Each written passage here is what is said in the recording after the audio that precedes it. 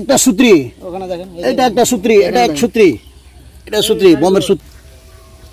এদিক থেকে বলছি কি যে এখানে জমি আমরা দখল নিয়ে নেবো, ওই হিসাবে আমরা আইল দিয়েছি। আর এখানে ওরা মানে থ্রিনার আর পেস্তল আর বম মারছে এখানে। জমিটা আসছিল ওইখানে যে আমাকে জমিটা নেবে। 25 বছর আগে আমার শ্বশুর জমি বিক্রি করেছে, এবার উত্তরে দিয়েছে, ঠিক আছে। 7 কাঠা জমি 7.5 কাঠা বিক্রি করেছে, তার নামে 1.5 কাঠা বিক্রি করেছে, 6.5 কাঠা পায়, ওখানে খাচ্ছে। 3 শতক জমি নিয়ে গ্রামের দুই পরিবারের বিবাদে রণক্ষেত্র পরিস্থিতি। ভর দুপুরে বোমার আওয়াজে কেঁপে উঠল এলাকা। একে অপরের বিরুদ্ধে বোমাবাজির অভিযোগ। পরিস্থিতি সামাল দিতে ঘটনাস্থলে বিশাল পুলিশ বাহিনী। দুই পক্ষের দুজনকে আটক। কি হলো আজকে? মানে জমি আজকে বলছি কি যে এখানে জমি আমরা দখল নিয়ে নেবো, ওই হিসাবে আমরা আইল দিয়েছি। আর এখানে ওরা মানে থ্রিনার আর পেস্তল আর বম মারছে এখানে। কারা বম মেরেছে? ওরা মারছে।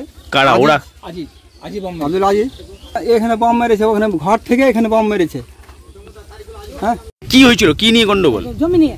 কি হয়েছিল? জমি নিয়ে জমিটা আসছিল ওইখানে যে আমাকে জমিটা নেবে। 25 বছর আগে আমার শ্বশুর জমি বিক্রি করেছে, এবার উত্তরে দিয়েছে, ঠিক আছে। 7 কাঠা জমি 7.5 কাঠা বিক্রি করেছে, তার নামে 1.5 কাঠা বিক্রি করেছে, 6.5 কাঠা পায়, ওখানে খাচ্ছে, উত্তরে খাচ্ছে। মানে তারপরে ওই জমিটা আমাকে দেও, তাহলে জমিটা কাগজপত্র 15 দিন থেকে মানে আমি 15 তারিখ ডেট নিয়েছি, ঠিক আছে। ডেট নিয়েছে তো বলছে কি ডেটে আমরা নিব না। এখন আজকে এসে বলছে যে জমিটা আমরা ফিতে লাভবো। তো এই বলে কেন ফিতে লাভবেন?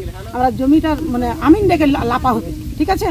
আমিন দিয়ে লাপা হবে, এই বলছে না আমিন দিয়ে লাভবো, আমরা ফিতে লাভবো জবরদস্তি। এই বললে কি কাগজটা নিয়ে এসো। আমি ওকে বললাম কি কাগজটা দাও, তোমার জমি তুমি নিবে, জমি তো আমার নামে আছে, আমার নামে রেকর্ড আছে, ঠিক আছে। এটা কথা বলে ওই বলছে ওরা 3 নাট ঘুরিয়ে দিয়েছে সবাই, বম টমার আমরা কেউ নাই, আমি আছি আর আমার এই দেওয়ারটা।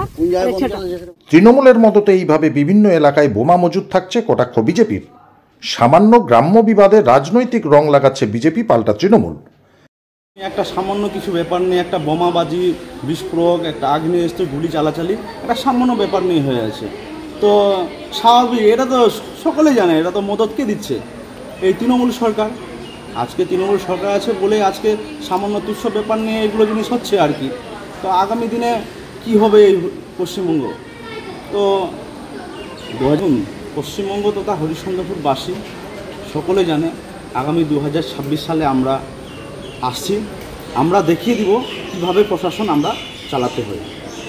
আমি অজয় পাসওয়ান, হরিশ্চন্দ্রপুর মণ্ডল 2 জেলা পরিষদ 11 মণ্ডল সভাপতি, ভারতীয় জনতা পার্টি।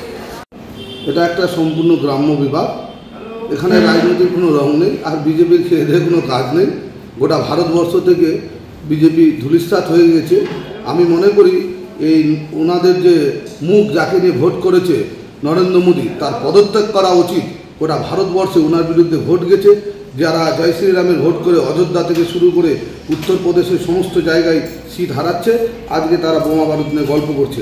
আজকে পশ্চিমবঙ্গ সরকার মাননীয় মুখ্যমন্ত্রীর উদ্যোগে পুলিশ প্রশাসন যথেষ্ট সজাগ, তার বিরুদ্ধে পুলিশ প্রশাসন কঠোর থেকে কঠোরতম ব্যবস্থা নেবে, যারা দোষী তাদের বিরুদ্ধে আইনত ব্যবস্থা নেবে। মালদার হরিশ্চন্দ্রপুর থানা মালিয়র 1 নম্বর গ্রাম পঞ্চায়েতের অন্তর্গত পিপলতলা এলাকার এই ঘটনায় ব্যাপক চাঞ্চল্য ছড়িয়েছে। ঘটনাস্থলে মিলেছে বোমের সূত্রী। ঘটনাস্থলে পৌঁছায় হরিশ্চন্দ্রপুর থানার বিশাল পুলিশ বাহিনী। ব্যুরো রিপোর্ট, সংবাদ বাংলা টিভি।